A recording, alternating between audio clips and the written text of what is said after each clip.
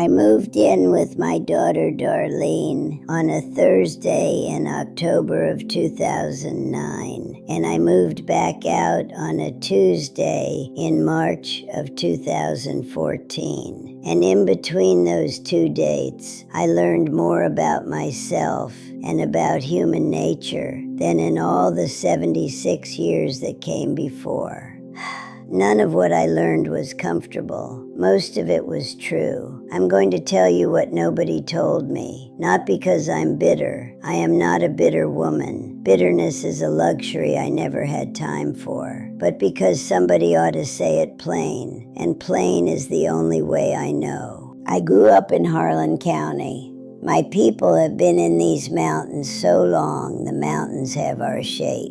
My mother cooked on a wood stove until 1971. My father worked the mines until the mines were done with him, which happened before he was done with them. I married Earl Combs at 19, had 4 children, buried Earl in 2007 after 49 years of marriage, and kept the house on Clover Fork Road the way you keep something that belongs to you, with work and without complaint.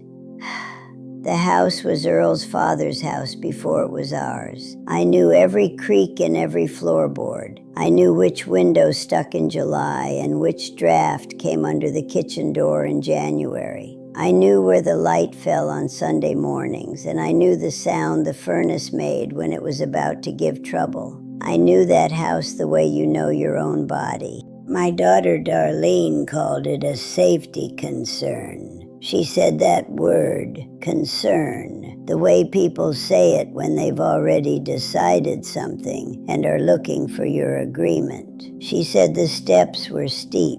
She said Clover Fork Road was too far from a hospital. She said she and Bobby had plenty of room, which was true. They had a new house outside of Lexington with more bathrooms than people. I said yes. I want to be honest about that. Nobody forced me. I said yes because I was 76 and Earl had been gone 2 years, and some nights the house was very quiet. And Darlene was my daughter, and I loved her, and she was worried, and I thought, maybe this is what comes next. That was my first mistake. Maybe this is what comes next is not a reason to upend your life. It is the sound of a woman who has stopped asking what she actually wants. The first month was fine in the way that first months often are. Darlene made up the guest room with new curtains. Bobby was polite the way a good man is polite to his mother-in-law, which is to say, carefully. I helped with dinner when I was allowed to, which was not always, because Darlene has her own way in the kitchen and I have mine. And 2 women in one kitchen is a negotiation that never fully resolves.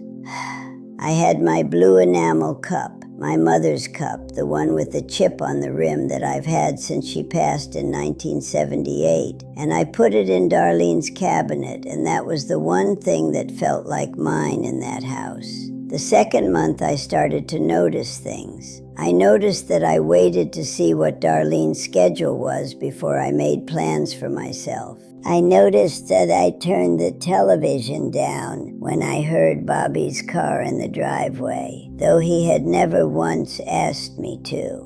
I noticed that I said I don't mind more times in a week than I had in any previous year of my life, and that I meant it less each time. I noticed that I had become a guest in my own arrangement. Here is the first thing nobody tells you. You will shrink. Not your body, though that too with age, but the space you take up in a day. In your own house you have a size. You have habits and preferences, and a particular way of moving through your hours that belongs entirely to you. You know when you want quiet and when you want noise. You eat when you're hungry. You sleep when you're tired. You leave a dish in the sink if you feel like it and wash it in the morning. In someone else's house, even your child's house, even a house where you are genuinely loved, you begin editing yourself. You do it without deciding to. You do it because you are a guest, and guests accommodate. The accommodation is so constant and so quiet that you don't notice it happening until one day you reach for a preference and find you can't locate it anymore. I lost track of what I liked. That sounds small. It was not small. Here is the second thing. Your child will feel it too and will not say so. Darlene loved having me there. I believe that completely. She also, by the end of the first year, had a tightness around her eyes on Sunday evenings that had not been there before. Bobby started working late on Fridays. These are not criticisms. They are observations. They are what happens when a household of two absorbs a third person, even a person they love, even a person who tries her level best to take up no space. The trying is the problem. When you try not to be a burden, you are still the person everyone is trying not to make feel like a burden. That is its own kind of weight, and it sits on everyone in the house. Nobody said this to me before I moved in. Nobody said, "Mama, even if it goes well, it will cost both of us something." They said there was plenty of room. Room is not the same as space. A house can have 4 bedrooms and not have room for a third life. Here is the third thing. You will watch your child become your parent, and there is nothing natural about it. Darlene started checking on me, gently, lovingly, in the way she had learned from me when her children were small. Did you sleep? Did you eat? Are you warm enough? Every question an act of love. Every question a reminder of the new order of things. I did not mind being cared for. I minded becoming someone who was cared for before I was ready. There is a difference between needing help and being assigned helplessness, and that line is crossed so quietly in a shared house that you are on the other side of it before you've noticed the crossing. Here is the fourth thing, and this one is the one that took me longest to say out loud. I missed Earl more in that house than I had in my own. I know how that sounds, but my grief lived in Clover Fork Road. It lived in the floorboards and the stuck window and the furnace sound. When I came to Lexington, I left all of that behind, and without the familiar geography of it, I didn't know where to put my sadness. Grief needs a place. It needs the chair he sat in and the hook where his coat hung, and the particular light on a Sunday morning that you shared for 49 years. Take a widow out of her house in the name of safety, and you may be taking her away from the last place her husband still exists. I did not know this until I had already done it. I moved back to Clover Fork Road in March of 2014. Darlene cried. I cried. Bobby carried my boxes to the car with a relief he was too kind to show on his face. I brought my blue enamel cup and I put it back on the shelf where it had lived for 30 years. And I made coffee and I sat at my own table, and I was, for the first time in 4.5 years, fully the size I actually am.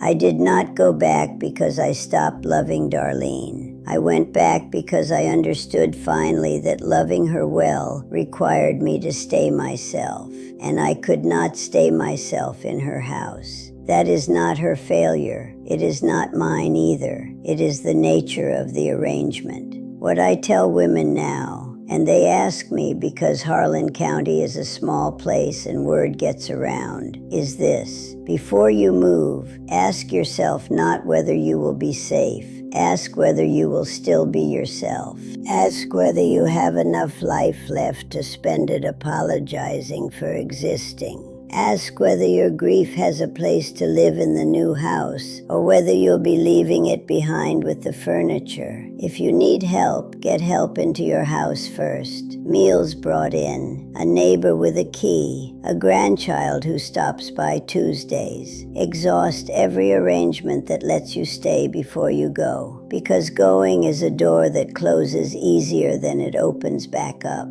My mother's cup is on the shelf. Blue and white enamel, chip on the rim. the same chip it's had since before I was born. I drink my coffee from it every morning. I hold it with both hands the way she taught me. She said a cup that old deserves to be held properly. I am 91 years old. I have my house and my shelf and my window that sticks in July. I have a daughter who calls every Sunday and visits at Easter, and who I love without reservation and from a comfortable distance. Some things you have to learn the long way. This was one of them. But I'm telling you now, so maybe you don't have to.